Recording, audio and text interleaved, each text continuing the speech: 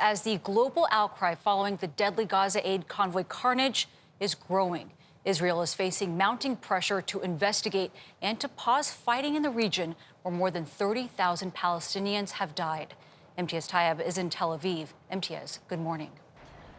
Good morning. Well, UN observers in Gaza have said the majority of Palestinians being treated for injuries following the assault on the convoy are suffering from gunshot and shrapnel wounds. As the World Food Program warns, 500,000 Palestinians, a quarter of Gaza's entire population, are now at risk of famine.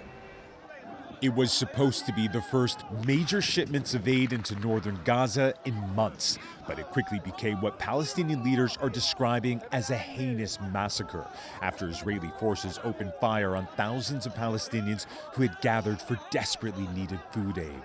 As the sun rose, the aftermath was laid bare.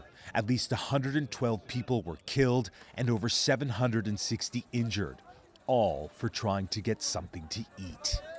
The United Nations has sent observers to Gaza City's Al-Shifa hospital, where they found the majority of wounded there had suffered from bullet and shrapnel wounds, like Mahmoud Ahmed. The moment the aid trucks began arriving, I went to go meet it, he says, and then a tank and drone began firing at us. I lay in a pool of my own blood before I was brought here.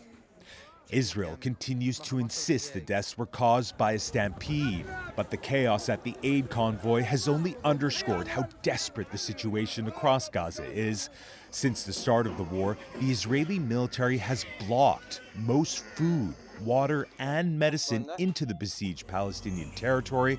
And as the White House prepares to airdrop aid into Gaza, President Biden says he hopes a ceasefire and hostage release deal can still be reached before the start of the Muslim holy month of Ramadan on March 10th. We met Mira Gonen, the mother of hostage Romi Gonen, as she marched to Jerusalem to demand a deal. There's already some concern that Prime Minister Netanyahu may try to torpedo any deal. Are you worried about that? Prime Minister Netanyahu understands that he has the power to decide if this will happen now. But there is still no deal that would see hostages released or a ceasefire come into effect in Gaza, where the situation for civilians and hostages is only deteriorating. Jeff. Imtiaz, thank you very much.